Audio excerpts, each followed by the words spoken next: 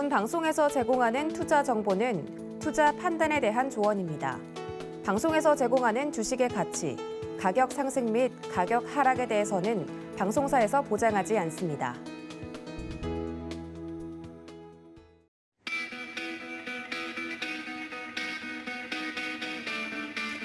(3월의) 마지막 주 월요일 인사드립니다. 고수익작전 타임 진행의 도지은입니다. 지난주 우리 시장을 한 주간 좀 돌아보면 이제는 상수가 되어버린 러시아 우크라이나 전쟁 이슈와 더불어서 폭등하는 원유나 이런 원자재 가격 때문에 여전히 변동성이 심한 한 주를 좀 겪었습니다. 이번 주에는 특히나 연준이 자신감을 보인 그 이유죠. 고용 지표와 관련된 보고서가 또 발표될 예정이기 때문에 이러한 중요한 경제 지표들을 앞두고 우리 시장에 대한 전략 어떻게 짜나가면 좋을지 많은 분들이 궁금해하실 것 같습니다. 장 전에 저희가 짜드릴 테니까 저희와 끝까지 함께해 주시면 감사하겠고요. 그렇다면 간밤에 쏟아져 나온 외신 뉴스들과 뉴욕 증시 상황도 살펴보고 오도록 하겠습니다. 외신센터 연결하죠. 안녕하세요. 캐스터 박재은입니다. 오늘도 자세한 미국 소식들 전해드리도록 할 텐데요. 지난 금요일 미증시는 연준의 긴축 시기가 빨라질 거라는 우려감이 더 커졌습니다. 이로 인해서 혼조세로 마감을 했는데요. 장중에 10년물 국채금리가 2.5%까지 치솟기도 했는데 자세한 지수 흐름 살펴보도록 하겠습니다. 3대 지수 그럼에도 불구하고 2주 연속 상승세가 눈에 띄는 흐름이었는데요. 자세한 흐름 살펴보면 다우존스는 0.44% 오르면서 34,861선에, 나스닥은 0.16% 밀리면서 마쳤고요. S&P 500은 0.51% 오르면서 4,543선에 거래 마치는 모습이었습니다. 이어서 기술주 흐름 살펴보겠습니다. 치솟은 국채금리가 아무래도 기술주에 영향을 준 것으로 보여지는데요. 기술주가 좀 부담을 받는 모습으로 혼조 마감을 했습니다.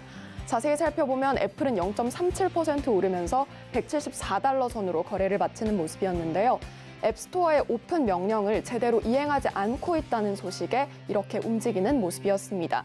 그리고 마이크로소프트는 0.14% 조정받는 모습이었고요. 알파벳은 0.07% 소폭 오르면서 2,833선에 거래 마치는 모습이었습니다.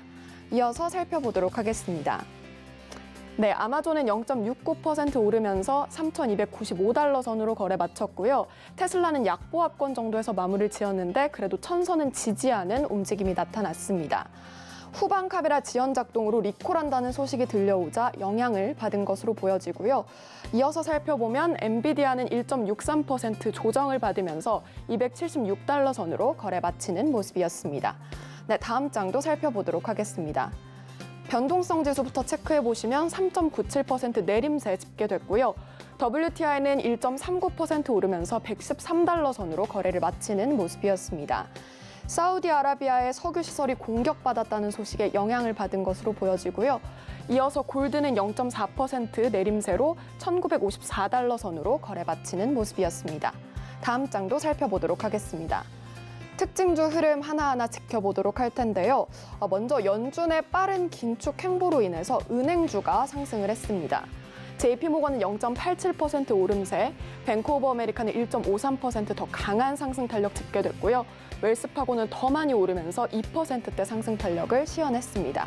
이어서 살펴보도록 하겠습니다. 미증시에 상장된 중국 기업을 체크해 보도록 할 텐데요. 미증시에서 상장 폐지 우려가 지속되고 있습니다. 이로 인해서 알리바바 1.88% 내림세, 그리고 디디글로벌은 큰 폭으로 낙폭 키워내면서 13%대 급락을 시현했습니다. 마지막으로 니오도 체크해 보도록 하겠습니다. 분기 매출이 예상보다 잘 나오긴 했지만 인도랑은 예상치를 하회하는 모습이 나타났고요. 9%대 내림세로 19달러 선으로 마감을 했습니다. 네, 이렇게 특징주 흐름까지 살펴보셨고요. 간밤에 나왔던 따끈따끈한 뉴스들 체크해 보도록 하겠습니다. 네, 먼저 첫 번째 기사부터 살펴보겠습니다. 러시아와 서방 국가들의 갈등이 심화가 되고 있는 가운데 미국의 바이든 대통령이 러시아에 대해서 정권 교체를 촉구하는 발언을 내놨는데요. 자세히 들여다보도록 하겠습니다. Biden says Putin cannot remain in power in sweeping speech on Russian invasion of Ukraine. 러시아와 우크라이나의 전쟁이 계속되고 있는 가운데 바이든 대통령이 푸틴이 더 이상 정권에 머물면 안 된다고 강조를 했습니다. 자세한 내용을 들여다보도록 할 텐데요. 그동안 바이든 대통령은 푸틴을 a murderous dictator, a war criminal 이라고 부르면서 전범으로 규정을 한 바 있습니다. 하지만 우크라이나 사태 이후로 최근에 이 정권 교체 발언은 가장 수위가 높은 발언으로 꼽히고 있는데요. 자세한 내용을 조금 더 들여다보도록 하겠습니다. 특히나 연설에서 바이든 대통령은 이같이 밝혔는데요. Biden urged democracy around the world to unify against Russia and commit to a historic battle against authoritarian aggression 이라고 밝히면서 민주주의 국가들이 단합을 해야 한다고 강조를 했고요. 이어서 권위주의적 이 침략에 맞서서 대응을 해야 한다고 강조를 하기도 했습니다. 이렇게 강한 발언을 내놓은 가운데 러시아 측은 바이든 대통령이 상관할 일이 아니라면서 강력하게 반발을 하기도 했습니다. 다만 백악관 관계자는 연설 직후에 바이든 대통령의 정권 교체를 언급한 것이 아니다라고 부정하기도 했는데요. 자세한 내용을 들여다보면 이렇게 밝혔습니다. 특히나 강조한 부분이 cannot be allowed to exercise power over his neighbors or the region 이라고 밝히면서 이웃 국가에 대해서 러시아의 부당한 영향력을 허용할 수 없다는 취지로 발언한 것이다라고 해명을 했습니다. 미국과 러시아의 갈등이 증시에 또 다른 불확실성으로 작용할 수 있는 만큼 저희 서울경제TV와 계속해서 체크해 보시는 게 좋을 것 같습니다. 다음 기사 살펴보도록 하죠. 방금 전 기사의 연장선이라고 볼 수 있겠는데요. 미국과 유럽이 러시아에 대해서 공동 대응에 나섰습니다. 자세한 헤드라인부터 체크해 보도록 하죠. EU strikes gas deal with the US as it seeks to cut its reliance on Russia. 네, 유럽이 미국과 협정을 맺었다고 하는데요. 에너지의 의존도를 줄이기 위함이라고 설명을 했습니다. 자세한 내용을 들여다보도록 하겠습니다. 미국은 올해 유럽에 액화 천연가스를 추가 공급하기 위해서 국제 파트너들과 협력할 예정이라고 전했는데요. 바이든 대통령은 특히 강조한 내용이 있었는데 자세히 살펴보도록 하죠. 이 협정에 대해서 groundbreaking이라고 밝히면서 획기적이다라고 전달을 했고요. 이 취지로는 increase energy security, economic security, and national security라고 밝히면서 에너지 안보, 경제 안보, 그리고 국가 안보를 증진시키기 위함이라고 취지를 설명을 했습니다. 그리고 또 강조한 내용이 있었는데요. It's not only the right thing to do from a moral standpoint. 이것은 도덕적으로도 옳을 뿐만 아니라 It's going to put us on a much stronger strategic footing 이라고 밝히면서 전략적인 기반으로 더 강화시킬 것이라고 강조를 하기도 했습니다. 바이든 대통령이 이 모든 조치가 EU와 미국을 가깝게 만들고 승리라고 강조를 하기도 했는데요. 하지만 공동 대응에도 유럽이 러시아에 대한 의존도를 줄일 수 있을지는 변수가 남아 있습니다.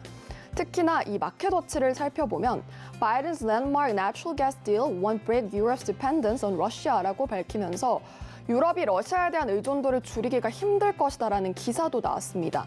이런 만큼 실제로 에너지 시장과 관련주에 영향을 줄 수 있기 때문에 계속해서 지켜보도록 하겠습니다. 마지막 기사 살펴보도록 하겠습니다. 네, 미국과 러시아의 갈등이 악화되고 있는 가운데 미국과 중국과의 관계는 오히려 긍정적이다라는 취지의 발언이 나왔는데요. 자세히 살펴보도록 하죠. Treasury Secretary Yellen sees no need for China sanctions as U.S. tries to deter aid to Russia라고 밝혔는데요. 미국의 재무장관이죠. 제닛 옐런이 이 같은 발언을 내놨습니다. 바로 러시아의 관계를 이유로 중국을 제재하는 것은 필요하지 않다라고 강조를 한 건데요. 옐런 장관은 중국과 비공개적으로 대화를 하고 있다면서도 이 내용을 강조를 하기도 했습니다. We would be very concerned if they were to supply weapons to Russia or to try to evade the sanction that we put in the place on the Russian financial system and the central bank라고 밝히면서 매우 염려되는 부분에 대해서 강조를 한 건데요. 특히나 중국이 러시아에게 무기를 공급하거나 또 러시아에 대한 제재를 회피하려고 할 때 문제가 생긴다고 강조를 했습니다. 다만 We don't see that happening at this point라고 밝히면서 현 시점에는 일어나지 않을 것이라고 강조를 했는데요. 옐런 장관은 또한 세계화를 추진해야 된다면서 미국은 물론 여러 국가에 수혜를 줄 것이라고 강조를 하기도 했습니다. 이어 러시아와 우크라이나의 전쟁이 가상화폐에 미치는 영향에 대해서는 명백한 우려가 있기 때문에 약간의 회의감을 가지고 있다고 밝혔는데요. 이렇게 발언을 한 겁니다. I have a little bit of a skepticism because I think there are valid concerns around it 이라고 밝힌 겁니다. 이렇게 앞으로 미중 관계에 대해서 자세한 분석이 지금 필요할 것 같은데요. 잠시 후 신승용 대표와 함께 체크해 보시면 좋을 것 같습니다. 지금까지 마감 시황과 외신 브리핑이었습니다. 네, 이렇게 외신 브리핑까지 듣고 왔습니다. 간밤에 또 뉴욕 증시에서 쏟아져 나온 내용들이 굉장히 많은데 이 부분에 대해서 저희가 체크해야 되는 부분들 바로 만나보도록 하겠습니다. 첫 번째 시간이죠. 브레인 코리아 인베스트 신승용 대표님 모십니다. 대표님 안녕하십니까? 네, 안녕하십니까. 네, 반갑습니다. 바로 첫 번째 뉴스를 좀 다뤄보면 좋을 것 같습니다. 외신센터에서도 좀 이야기가 나왔던 부분인데요.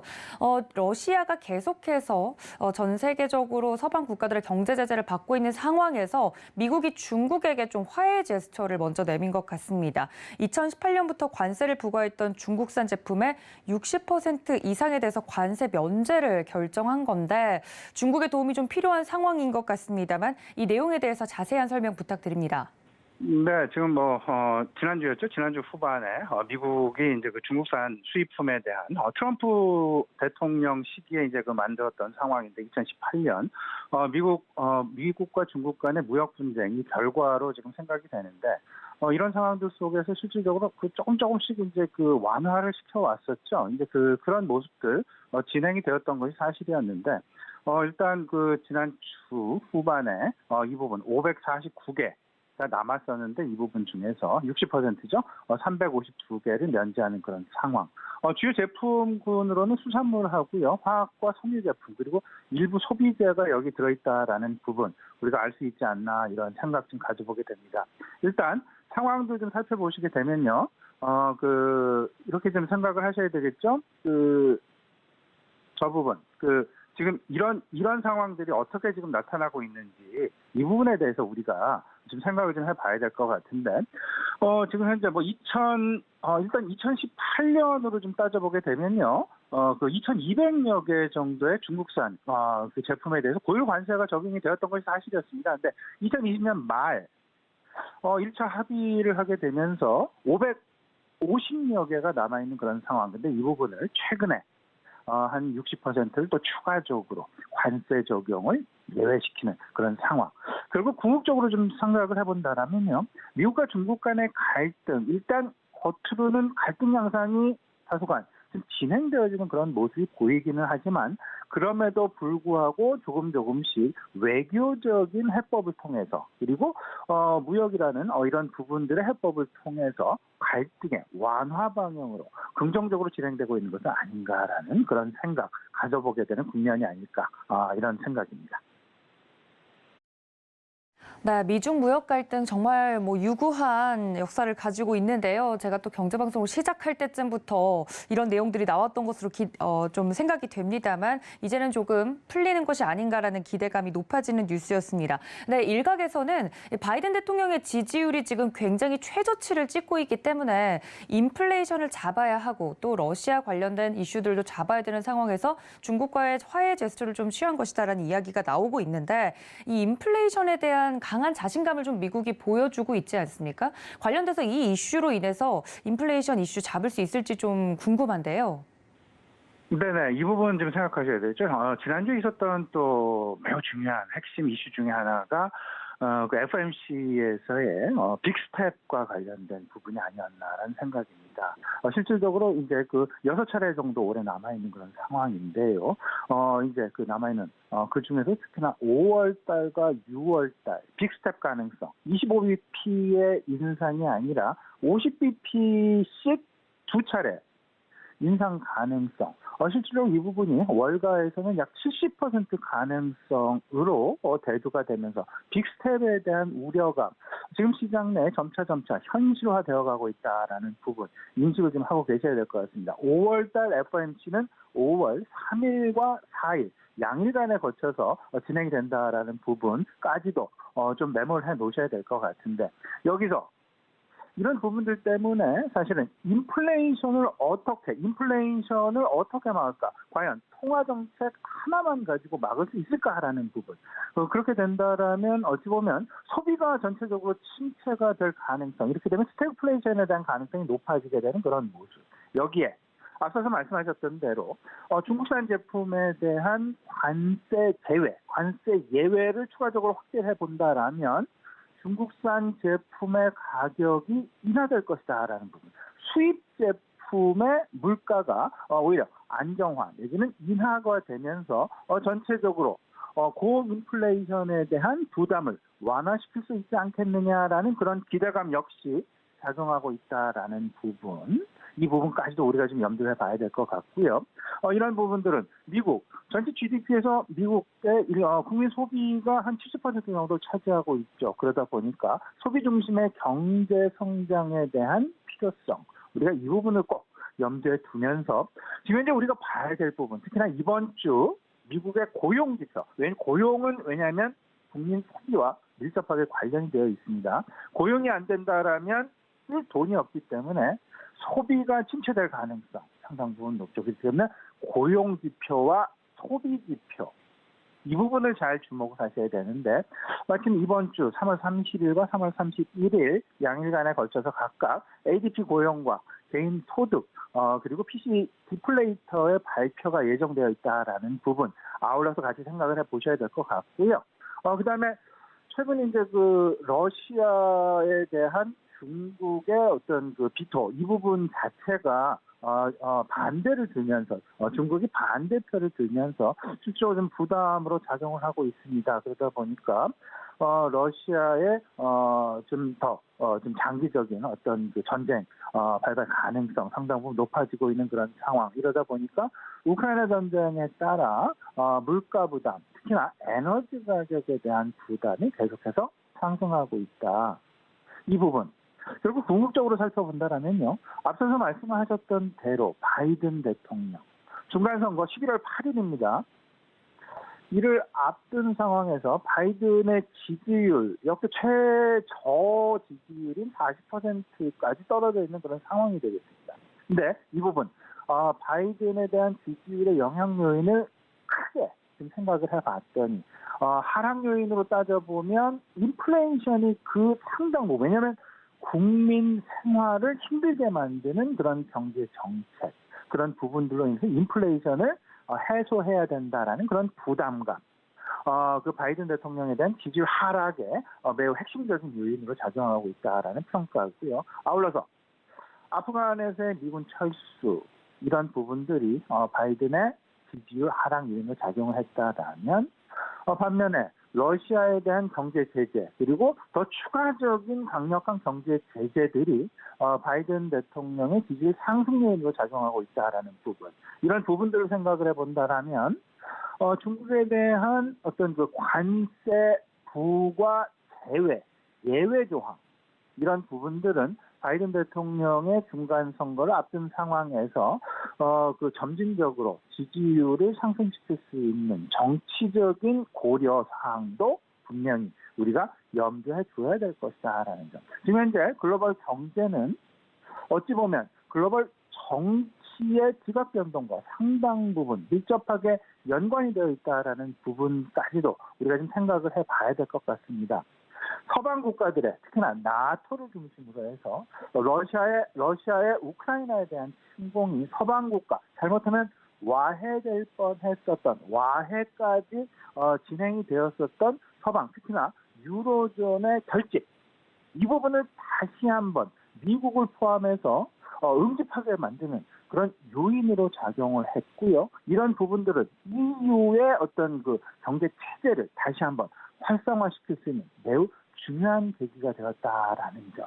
여기에 바이든 대통령의 어떤 그 중간 선거와 관련된 정치적인 지지율 이런 부분들도 국제 정세와 그리고 이런 부분들은 어찌 보면 에너지의 가격 그리고 인플레이션의 부담 이런 부분들과 맞물리게 되면서 상당 부분 복잡 다양하게 벌어지고 있다라는 부분까지도 우리가 아울러서 생각을 해봐야 될 것 같습니다. 네, 말씀해 주신 것처럼 바이든의 지지율과 더불어서 서방 국가의 러시아에 대한 제재가 계속되면 계속될수록 인플레이션 이슈를 저희가 체크를 해봐야 될 것 같은데 거기에 가장 영향을 미치는 이번 주 4월 1일 밤에 발표되는 미국의 고용 지표와 관련된 내용들도 투자자분들 끝까지 좀 체크를 해주셨으면 좋겠습니다. 자, 다음 히든 이슈로 좀 넘어가 보도록 하겠습니다. 이 슈퍼 항체를 가진 사람들이 본격적으로 여행을 시작했다라는 이야기가 나오면서 리오프닝과 관련된 이야기들이 다시 한번 불거지고 있습니다만 인천공항의 사진을 보니까 정말 많은 여행객들이 장사진을 이뤘더라고요. 리오프닝과 관련된 이슈 짚어보도록 하겠습니다. 네네, 리오프닝과 관련해서 지금 현재 다양하게 그리고 여러 이제 그동안 짓눌렸었던 그런 소비 그리고 짓눌렸었던 어떤 그 대면 활동 그리고 짓눌렸었던 야외 활동이 해외 여행도 마찬가지죠. 그리고 야외 스포츠 취미 활동까지 어우러지게 되면서 이런 부분들이 우리 실물 경제, 우리 실생활에서 여기저기서 그 힌트가 지금 나타나고 있다라는 부분. 이러한 힌트들은요, 말 그대로 주식시장에 한 곳으로 집중이 되어지면서 모멘텀의 폭발 가능성, 모멘텀의 돌출 가능성, 이 부분을 우리가 조금 좀 생각을 염두에 둔 그런 대응이 필요해 보이지 않을까라는 생각인데요. 미국 시장 역시 상당 부분 야외 활동 시즌이 본격화가 되면서 미국 역시 리오프닝 관련주들에 대한 긍정적인 기대감들이 계속되고 있다라는 부분. 지난주, 지지난주 마찬가지로요. 일종의 순환매 양상들이 나타나게 되면서 항공이랄지 숙박이랄지 리조트랄지 카지노랄지 이런 부분들에 대한 순환매, 순환상화, 순환매 양상이 나타나게 되면서 전체적으로 그 긍정적인 어떤 그 시장의 방향, 그 업종별 방향 가능성 나타나고 있다라는 부분 생각을 우리가 분명히 해볼 수 있을 것 같습니다.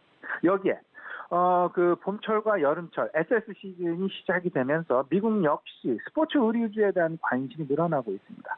그 대표적으로 나이키랄지 언더아머랄지 룰루레몬이랄지 이런 부분들에 대한 관심 물론 지난 분기 실적 발표 시즌에는 상당 부분 좀 실망 매물이 좀 많이 나오는 그런 모습이었죠. 이런 부분들이 주가를 오히려 저점 매수할 수 있는 근거를 마련하게 됩니다. 나이키랄지 아디다스랄지 룰루레몬, 언더아머 이런 부분들에 대한 SS 시즌의 시작과 함께 스포츠 의류주들에 대한 관심이 미국 시장에서도 늘어나고 있다라는 부분.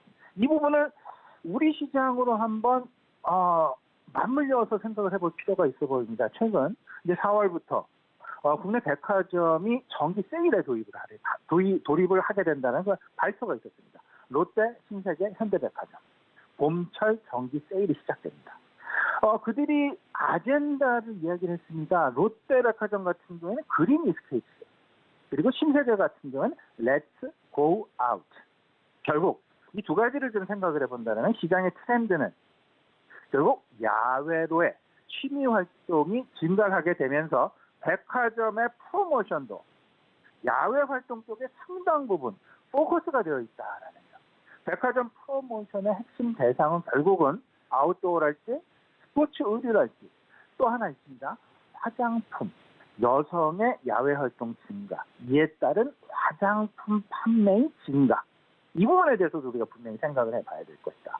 결국 여성 뷰티 산업 그리고 캠핑과 골프, 러닝, 그다음에 등산까지 아우르게 되는 아웃도어, 그러니까 바깥에서 야외 취미 활동을 활성화시키게 되는 이와 맞물리게 되는 백화점의 판매 프로모션 포커스까지 같이 어우르게 되면서 결국 우리 실생활은 이제 야외 취미 활동 쪽에 상당 부분 그동안 3년 이상 억눌렸던 야외 취미 활동이 말 그대로 본격화되어진다라는 부분을 미국 시장은 물론 우리 시장 다양한 산업별 교집합을 통해서 우리가 알 수 있는 그런 부분이 아닐까 생각이 됩니다. 네, 날이 풀려가면서 봄철에 야외 활동이 본격적으로 증가하면 또 주목받을 수 있는 리오프닝 관련된 종목들과 업종 이야기를 좀 해드렸습니다. 자, 이번 주 말씀드렸던 것처럼 경제 지표 발표 중요한 것들이 좀 많이 이벤트가 남아 있습니다만 또 보고서에 따르면 2,670에서 2,800선까지 좀 전망을 하는 이야기들이 있더라고요. 이번 주 저희 오늘만 하더라도 어떤 전략을 좀 세워가는 게 좋을까요, 대표님? 네, 이렇게 좀 생각을 하셔야 되겠죠. 증권사 리서치 쪽에서는 일단 이번 주 2,700을 좀 넘을 가능성이 높지 않겠느냐라는 그런 이야기, 전망 많이 나오고 있는 그런 상황 속에서요. 그 바탕에는 결국은 순환매가 상당 부분 포함이 되어 있다. 그 순환매는 결국은 키맞추기 장세 쪽에 상당 부분 기대감을 걸고 있는 것은 아닌가라는 생각입니다. 순환매, 키맞추기. 결국 미국 시장도요. 저점 매수, 소위 말하는 그들의 용어로 딥바잉이라는 얘기를 하고 있죠. 저점 매수가 유입되고 있다. 딥바잉. 이런 부분들 생각을 해보면 결국은 리오프닝이랄지 고성장 기술주랄지 인플레 관련주랄지 금융부동산 그리고 소비 관련주 이런 것들이 결국 서로 간에 맞물리게 되면서 순환매 양상이 나타나게 되는데 여기서 가장 그동안 못 올랐었던 업종, 못 올랐었던 어떤 그 업종군들을 생각을 해보면 그동안 올랐던 업종군은 고성장 기술주와 인플레 관련주 그리고 금융부동산 관련주였다. 결국은 리오프닝과 관련된 종목군들은 그동안 상승폭이 다른 업종군들에 비해서 그렇게 크지 않았다. 여전히 키맞추기 양상을 보여준다라면 리오프닝과 관련된 특히 야외 취미활동과 관련된 부분들의 키맞추기 양상은 상당 부분 긍정적으로 나타날 가능성이 높다. 시장 여전히 불확실성 움직임이 많이 남아 있습니다.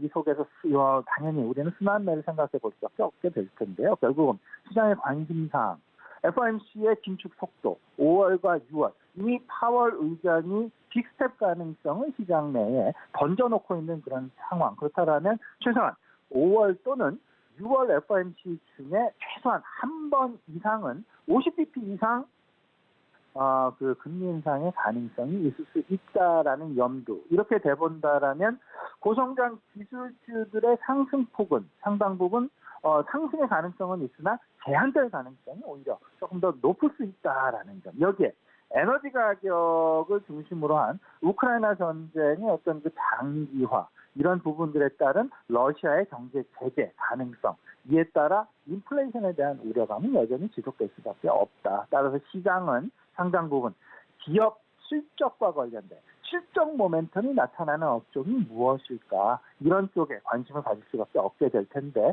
여기에는 앞서서 말씀을 드렸던 리오프닝이 어찌 보면 뭐 식상한 재료가 될 수도 있겠지만 이제 정말로 리오프닝 소위 말하는 실적 관련 모멘텀이 적자에서 흑자로 또는 적자의 어떤 그 상황이 상당 부분 축소되어지는 개선의 방향으로 나타나지는 기대감이 오히려 작용할 가능성이 이제 어떤 그 실적 시즌의 어떤 그 상황 이런 부분과 맞물리게 되면서 늘어나게 될 가능성이 높을 것이다. 야외 활동이 정상화가 되고 여행 소비가 정상화가 되고 대면 소비가 정상화되어지게 되는 그런 모습. 여기에 아울러서 그동안 이제 그 신정부와 지금 현 정부 사이의 갈등 양상. 오늘 양 대통령과 대통령 당선인의 만나보던 데서 다소간 갈등이 완화될 가능성. 이렇게 되면서 신정부 출범에 대한 기대감이 조금은 더 이번 주 가속화될 가능성이 분명히 있게 될 것 같습니다. 이 속에서 우리는 경제 공약에 대해서 생각을 해봐야 될 텐데 결국은 부동산 시장의 안정과 내수 부양 이를 통한 고용의 확대 여기까지 생각을 해보게 된다라면 친환경 인프라에 대한 관심은 분명히 우리가 계속해서 가져나가야 될 것이다.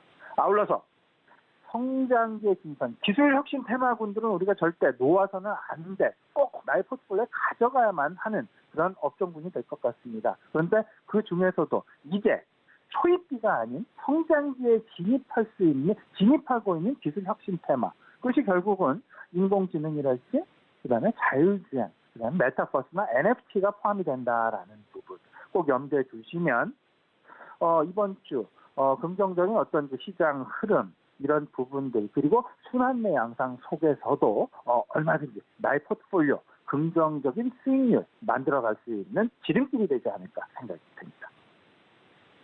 네, 이번 주 증시 전략까지 짜봤습니다. 지금까지 브레인코리아 인베스트 신승용 대표와 함께했습니다. 대표님 감사합니다. 자, 다음 바로 이어가 보도록 하겠습니다. 연결이 되어 있다고 하네요. 교보증권 여의도금융센터 윤여민 FP님과 함께합니다. FP님 안녕하십니까? 네, 안녕하십니까? 네, 반갑습니다. 오늘의 작전 키워드부터 체크를 하고 올 텐데요. 첫 번째 키워드 함께 보시죠. 네, 윤여민의 작전 키워드 첫 번째는 변수 완화입니다. 네, 변수가 완화됐다는 건 증시에 긍정적일 텐데요. 어떤 변수를 말씀하시는 걸까요? 예, 지난주에 좀 움직임이 있었는데요. 연초부터 좀 주식시장에 좀 하방 압력을 좀 넣었던 두 가지 변수에 좀 변화가 있었습니다. 일단은 이제 금리 인상 관련된 부분과 이제 전쟁 우려에 대한 부분이 있는데요.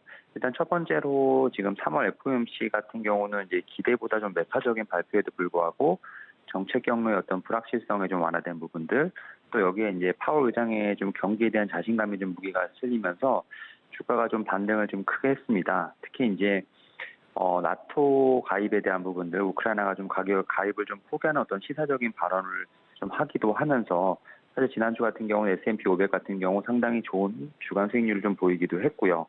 그리고 이제 두 번째로는 이제 앞서 말씀드렸던 것처럼 우크라이나 전쟁에 대한 부분들이 좀 어느 정도 완화가 되고 있습니다. 다만 이제 이러한 부분에서 좀 글로벌적으로 봤을 때 지역화, 탈세계화가 좀 이루어진다라고 볼 수 있을 것 같은데요. 어떻게 보면 이제 자원, 이제 민족주의라든지 자원 무기화 관련된 부분이 좀 배경이 되는 부분이라 말씀드릴 수 있을 것 같고, 전쟁 이후에도 분명히 이제 서방 국가들은 이제 제재가 좀 이어질 것으로 보이고 있기 때문에 사실은 좀 세계화에 좀 역행하는 좀 흐름이 나오지 않을까 좀 생각을 하고 있습니다. 어쨌든 이제 글로벌 경기 같은 경우는 뭐 인플레이션이라든지 금리 인상, 그리고 이제 탈세계화의 좀 흐름이 있다라고 볼 수 있을 것 같은데, 뭐 가장 중요한 미국 증시 같은 경우는 그래도 침체에 빠지지 않고 결국은 이제 다시 한번 성장할 수 있는 모멘텀을 찾지 않을까 좀 생각을 하고 있고, 이러한 사례는 이제 충분히 뭐 1980년대부터 좀 찾아볼 수 있지 않을까 좀 생각을 하고 있습니다. 결국 이러한 상황에서 주가를 좀 견인하는 건 성장주가 아닐까 좀 생각을 하고 있고요.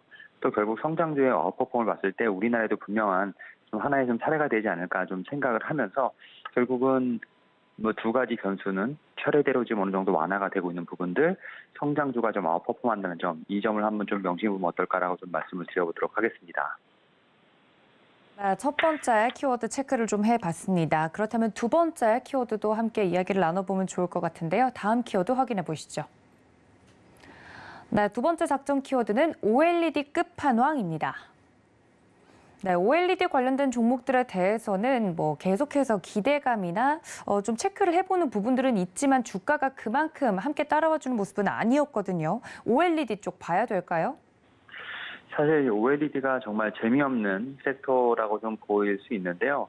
사실 지난주부터 좀 뉴스들이 나오면서 좀 약간의 좀 시세가 좀 나오고 있다고 볼 수 있을 것 같은데요. 일단 첫 번째로 LG 디스플레이 관련돼서 좀 먼저 말씀을 드려보면, 지금 1년여 만에 지금 중국 업체를 제치고 TV용 디스플레이 시장에서 지금 점유율 세계 1위를 탈환했다고 좀 뉴스가 나왔습니다. 결국 이제 TV 이제 디스플레이 쪽에서는 이제 LCD가 좀 어느 정도 점유율이 높긴 합니다만, 결국 OLED 제품에 대한 판매량이 좀 급증하지 않았나 좀 생각을 하고 있고요. 특히 이제 작년 4분기를 좀 기준으로 봤을 때 LG 디스플레이 같은 경우는 TV용 디스플레이 점유율이 이제 23.8%, 이제 1위라고 볼 수 있을 것 같고, 판매량도 230만 대 패널을 좀 팔면서 분기당 200만 대를 처음으로 넘어섰다 볼 수 있을 것 같습니다. 여기에 매출 같은 경우도 약 1조 8천억 정도를 좀 기록을 했는데, OLED TV 시장 같은 경우는 이제 프리미엄 이제 시장 이제 TV를 좀 중심으로 가파르게 성장을 하고 있다 말씀드릴 수 있을 것 같고, 여기에 또 최근에 또 하나 떠오르는 게 바로 이제 스마트폰 디스플레이 시장이라 말씀드릴 수 있을 것 같은데요. 작년에 스마트폰 디스플레이 시장 매출이 56조를 넘어섰고요. 이 중에서 OLED 디스플레이 좀 수요가 좀 많이 이루어지면서 결국 삼성 디스플레이가 49% 정도로 시장 점유율 1위를 좀 기록을 하고 있는데, 결국 스마트폰 디스플레이 같은 경우는 LCD보다는 당연히 OLED가 좀 더 수요가 많은 것 중에 하나가 결국은 이제 폴더폰 관련된 부분들, 결국 이제 접을 수밖에 없는 어떤 그런 휴대폰의 변화로 인해서 결국 OLED의 좀 수요가 급증하지 않았나 좀 생각을 하고 있습니다. 이와 관련돼서 결국 이제 LG 디스플레이, 뭐 삼성 디스플레이 같은 경우 삼성전자에 좀 속해 있는 부분이 있겠습니다만, 이 두 회사의 움직임에 따라서 관련된 좀 섹터들, 그 다음에 이제 관련된 종목들의 움직임이 조금씩 나오고 있다 말씀드릴 수 있을 것 같습니다. 뭐 LG 디스플레이, 뭐 렉스세미콘, 덕산 네오로스 같은 상당히 좀 크고 좀 어떻게 보면 모멘텀이 확실한 종목을 좀 중심으로 해서 OLED 디스플레이 관련된 섹터를 한번 움직임을 보시면 어떨까 말씀 좀 드려보도록 하겠습니다. 네, 관련돼서 OLED와 관련된 이슈 짚어드리면서 종목 설명까지 드렸습니다. 자, 그렇다면 오늘장 전략이 궁금한데요. FP님 오늘장 전략은 어떻게 짜가는 게 좋을까요? 예, 일단은 지난주 같은 경우 코스피가 그래도 한 0.85% 좀 상승을 했는데, 이제 앞서 말씀드렸던 이제 러시아 우크라이나 간 전쟁 리스크에 관련된 부분이 좀 완화가 되면서 좀 기술적 반등이 좀 나타난 것으로 보인다 볼 수 있을 것 같습니다. 이번 주 같은 경우도 제가 볼 땐 코스피 분명히 좀 반등이 나오지 않을까 좀 생각하고 있습니다만, 아직까지는 좀 제한된 상승. 그래서 상승 내에 상승을 하지만 결국 업종별 차별화가 계속 전개되지 않을까라는 생각을 하고 있는데 뭐 아직까지는 지금 높은 원자재 가격에 대한 부분들 이런 부분을 통해서 제롬 파월 연준 의장부터 시작해서 연준 위원들이 5월에 50bp 금리 인상 가능성을 좀 어느 정도 시사한 부분이기 때문에 이런 부분이 어느 정도 좀 시장에 영향을 좀 끼치지 않을까 좀 생각을 하고 있고요. 이런 부분들이 결국은 이제 어떻게 기업들에 좀 전가가 되는지에 대한 부분을 좀 확인해 봐야 될 것으로 보이고 있는데 결국 원자재 가격에 대한 변동성이 상당히 높은 상황이기 때문에 그리고 이와 관련된 업종들 같은 경우는 이익이 좀 많이 감소하는 그런 시장이라 볼 수 있을 것 같습니다. 이에 따라서 시장을 좀 아웃퍼폼할 수 있는 좀 업종을 선별하는 게 가장 중요해 보이지 않을까 좀 생각을 하고 있고 최근에 보게 되면 업종 간의 좀 순환매가 좀 빠르게 진행된 점에서 봤을 때 상대적으로 올랐으면서 현재 시장에서 모멘텀을 받을 수 있는 업종 중심의 좀 대응이 필요하지 않을까 좀 생각을 하고 있습니다. 뭐 인플레이션 관련주라든지 엔데믹 전환 관련주, 뭐 낙폭과대 성장주가 좀 어느 정도 탑픽으로 뽑히지 않을까 생각을 하고 세부적으로 보게 되면 뭐 에너지, 뭐 조선, 의류, 그다음에 인터넷, 뭐 2차전지 관련된 섹터들이 충분히 이번 주에도 시장을 좀 아웃퍼폼하지 않을 수 있지 않을까 좀 생각을 하면서 관련된 업종에 대한 관심이 필요하지 않을까 말씀을 좀 드려보도록 하겠습니다. 네, 이번 주 아웃퍼폼할 수 있는 종목들 업종에 대해서 설명을 들어봤습니다. 교보증권 여의도 금융센터 윤여민 FP와 함께했습니다. FP님 감사합니다. 네, 감사합니다.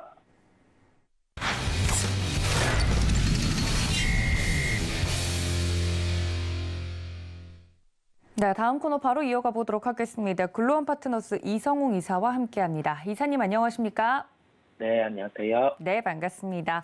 첫 번째 이슈부터 좀 바로 만나보도록 할 텐데요. 새로운 정부의 규제 혁파, 주류 온라인 판매 이어질지 여부 주목이라는 첫 번째 헤드라인으로 해보도록 하겠습니다. 주류 온라인 판매 계속해서 좀 이야기가 나왔던 부분인데 신정부가 들어서기 전에 또 이런 이야기들이 나오고 있네요. 관련돼서 저희가 봐야 될 종목들과 업종이 있을까요? 네, 온라인 주류 판매와 관련해서는 지속적으로 나온 얘기였는데 좀 더 구체적으로 이야기가 나오다 보니 저희가 주류 업종과 관련된 종목들과 연결시켜서 한번 말씀을 드려보도록 하겠습니다. 단순하게 생각을 해보면 이제 주류 판매 업체 같은 경우는 그 비대면 시장까지 함께 개척되는 부분이다 보니까 제작업체들한테는 긍정적인 요인이 있겠고요. 이 부분에 대해서 기존의 시장 점유율 같은 추이를 체크하는 게 이제는 뭐 큰 의미가 없어지는 부분도 있겠습니다. 온라인과 관련해서는 새로운 마케팅이 있으면서 비용이 증가는 할 수 있겠지만은 판매에 다각화가 나타나기 때문에 주류 판매 업체에게는 긍정적일 것으로 보이고요. 지난해 이제 법령 일부가 개정이 되었었습니다. 배달앱 내에서는 음식 가격을 넘지 않는 선에서 식단 판매 가격으로 주류 배송이 가능하게는 되었었고요. 현행의 주세법에 따르면은 전통주나 지역주를 제외한 소주, 맥주 등은 온라인 그리고 통신 판매 및 배송이 금지가 되어 있었습니다. 일부 개정된 사항에서 지금 배달앱에서는 주류 배송이 가능한 상황에서 전면적으로 그 온라인 판매에 대해서 허용을 할 수 있냐에 따른 찬반 논란이 계속되고 있는 상황이고요.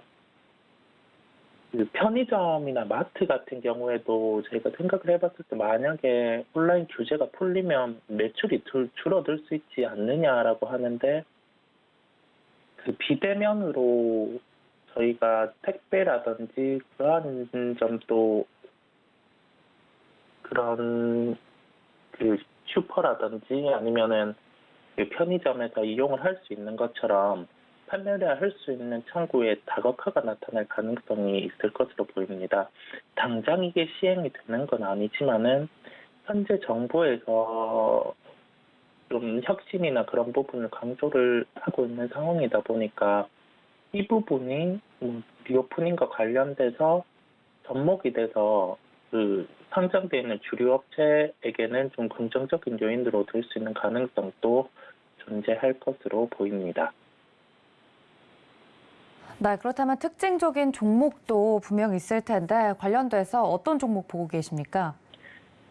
네, 특징주는 하이트 진로를 말씀드리겠습니다. 테마로 움직이는 상장된 종목도 있지만은 리오프닝과 관련해서 실적과 연동해서 가장 주목되는 종목이라서 말씀을 드리고요. 인플레이션 국면에서 계속 음식료주 같은 경우는 업종 내에서도 차별화되어 가는 움직임을 보일 텐데 이 제품 가격에 빠르게 전가할 수 있냐 없느냐 여부에서 판가름이 날 것으로 보입니다. 주류 같은 경우는 원재료 대비해서 제품 가격의 전가가 빠른 측면이 있기 때문에 이 부분에서 실적에 대한 긍정적인 요인이 있을 것으로 보이고요. 선행에서 주류 가격, 소주, 맥주 가격이 모두 인상이 나타난 상황이다 보니까 올해 이 부분의 예상 실적만큼에서 더욱 플러스 요인이 될 것으로 보입니다. 주류 온라인 판매와 관련해서는 예상하지 않은 또 하나의 이벤트라고 보시면 될 것으로 보이고요. 전체적으로 리오프닝 관련 업종 같은 경우가 스텔스 오미크론이라든지 아니면 중국 상하이의 락다운과 관련해서 우려가 많은데 스텔스 오미크론 자체는 중증 환자율이라든지 사망률 같은 경우가 감기 정도의 수준이다 보니까 이게 다시금 전면적으로 확산이 돼서 그런 사망자라든지 그게 높아지는 구간은 낮을 것으로 예상을 하고 있습니다. 그렇다 보니 현재 구간에서 리오프닝 관련 업종주들의 대응은 조정시 매수 대응이 훨씬 나을 것으로 보이고요. 리오프닝과 관련되어서 그리고 추가적으로 이 부분에서 주류 가격 상승 그리고 새로운 그런 시장까지 확산이 가능한 측면까지 고려를 해봤을 때 하이트 진로 같은 경우는 접근이 가능할 것으로 보입니다. 그 긍정적인 측면이 있다고 하면은 저희가 또 우려되는 부분도 한번 짚어갈 필요가 있겠는데 하이트 진로라든지 주류 업종 같은 경우는 새로운 신제품의 출시라든지 시장이 커진다고 하면은 동반해서 마케팅 비용이 커지는 측면이 알 수가 있거든요. 즉 그게 비용적인 측면에서 새로운 제품 판매라든지 그게 나타날 때 함께 증가하는 측면이 있다 보니까 시장에서는 이제 아주 고프리미엄을 받지 않는 업종이기도 합니다. 그래서 이게 매매 구간이라든지 그런 걸 잡기가 상당히 어려운 측면이 있는데 현재 구간에서 비추어 봤을 때 그 주가적인 측면을 논외로 하고 이제 본격적인 리오프닝이 시작이 되었을 때 마케팅 비용이 다시금 증가해서 시장 예상치보다 실적이 낮을 우려가 있지 않을까라고도 반문을 해볼 수 있겠는데요. 코로나 국면에서는 기본적인 마케팅 비용이 나간 상황에서 지금 현재에서도 뚜렷하게 새로운 신제품의 출시라든지 그러한 국면보다 리오프닝과 관련된 수요의 증가가 더욱더 부각이 될 것으로 보입니다. 통상적으로 지금 외부 활동 같은 경우가 점차 늘어나고 있지만 아직 100% 완벽한 상황은 아니고요. 확진자 같은 경우가 60만 명 일자 기준으로 피크를 치고 지금 한 10만 명 중후반 수준인데 이게 10만 명 이하로 떨어진다고 하면은 본격적으로 리오프닝 관련 그리고 주류와 관련된 업종 종목들의 시세도 가능할 것으로 예상을 하고 있거든요. 그렇다 보니 오늘 같은 경우는 한 가지 이벤트 요인, 주로 온라인 판매과 관련된 그런 부분에서 무거운 주식이지만은 관심을 가질 구간으로 보이고요. 코로나 확진자가 일별로 10만 명 이하로 떨어진다고 하면은 그때부터는 추가적으로 리오프닝 관련주 그리고 주류 관련 종목인 하이트 진로도 반등할 가능성이 매우 높다는 판단입니다. 네, 하이트 진로와 더불어서 리오프닝 관련된 업종 설명까지 더불어 드렸습니다. 두 번째 이슈로 좀 넘어가 볼 텐데요. OTT 플랫폼과 관련된 이슈입니다. 앞서 말씀해 주신 것처럼 봄철에 이 야외 활동이 많아지면 오히려 OTT 쪽은 어떨까 저도 궁금한데 최근 특히나 이 OTT 플랫폼 내에서 오리지널 시리즈로 나온 작품들이 또 각광을 받고 있다는 이야기를 들었습니다. 관련돼서 주말에 많은 사람들이 또 그걸 시청했다는 이야기를 들었는데 관련돼서 업계 현황과 앞으로 전망이 어떨까요? 네, 그 새로운 글로벌 OTT 업체에서 신작이 주말에 출시되었는데 이게 그러니까 분위기라고 하면은 이 시청자들의 그런 평이 상당히 좋은 걸 확인을 할 수 있었거든요. 통상 여기와 관련된 테마를 시장에서 빠르게 찾는 경향이 있는데 그런 테마적인 움직임과 연결되는 종목은 크게 없는 그런 부분이다 보니까 드라마 콘텐츠 업체의 라인업, 즉 신작 일정을 체크할 필요가 있어 보입니다. 게임 업종과 유사하게 드라마 콘텐츠 업종 같은 경우도 신작의 일정 이전에 기대감으로 주가가 움직이는 그런 가능성이 매우 높기 때문에 저희가 신작 일정, 그리고 이 신작 일정과 관련된 주요 드라마 콘텐츠 업체를 체크를 하고 가도록 하겠습니다. 네, 관련돼서 그럼 종목을 좀 보면 좋을 것 같은데요. 어느 종목 보고 계십니까? 시장에서 부각이 되는 건 뭐 중소형주 같은 경우가 많이 부각이 되는 모습 저희가 알 수가 있고요. 근데 드라마와 관련된 콘텐츠 종목들 같은 경우는 아무래도 그 바스켓으로 움직이는 경향이 있습니다. 이게 바스켓이라고 하면은 관련해서 종목들이 그 업종 내에서 같이 이렇게 움직이는 경향이 있다 보니까 대표 종목을 보는 게 중요할 것 같고요. 특징주는 A스토리인데 A스토리 같은 경우가 주가의 기대감이 한번 반영되었던 게 지휘산이란 작품으로 그 출시 이전에 주가가 상승을 했다가 기대보다 좀 낮은 그런 경향이 나타나면서 주가가 하락을 했었거든요. 근데 드라마 콘텐츠 업체 같은 경우는 IP, 그러니까 자체적으로 드라마를 만들고 그 드라마 안에서 주요 콘텐츠, 그러니까 뭐 주인공의 이모티콘이라든지 아니면은 그런 전체적인 배경 설정이라든지, 그리고 이 전부를 조합을 했을 때 드라마 하나 자체에 대한 소유권을 가지고 있는 그러한 콘텐츠 업체가 중요한데 충분히 그런 걸 보유를 하고 있고요.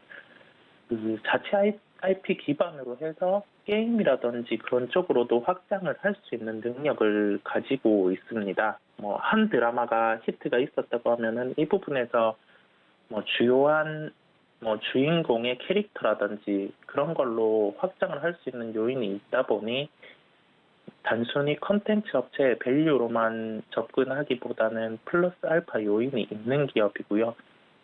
그리고 최근에 중국이라든지 해외 시장에서 다시금 국내 드라마 콘텐츠에 대한 관심도가 높아지고 있기 때문에 해외로도 IP 판매가 가능한 구조로 보입니다.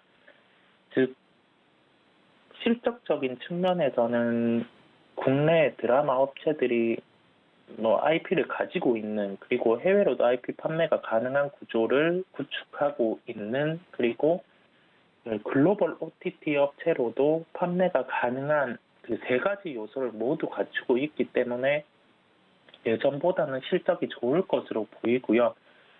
그 기대 신작 같은 경우 상반기에 빅마우스라든지 이상한 변호사 우영우 같은 경우 이제 이미 그 저희가 많이 보는 글로벌 OTT사랑 계약이 되어 있고 여기에서 동시 방영이 이루어진다고 하면은 뭐 저희가 이번 주말에 방영된 그러한 작품과 필적한 요인이 나타날 수 있기 때문에 현재부터는 관심을 가져야 할 것으로 보입니다. 주가가 그런 차트를 보고 차트적인 요인과 함께 그 실적에 비추어 본 시가총액까지 봤을 때 그 하락보다는 상승할 요인이 더 많은 구간으로 보이기 때문에 오늘은 특징주로 A스토리를 말씀드렸습니다.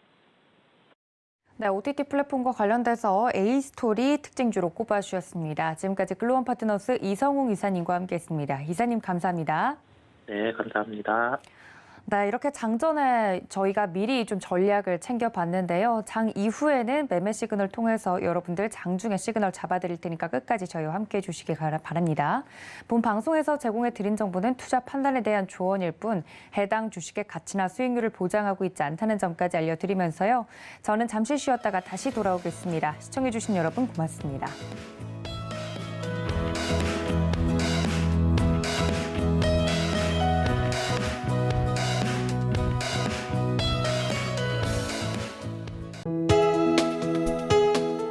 본 방송에서 제공하는 투자 정보는 투자 판단에 대한 조언입니다.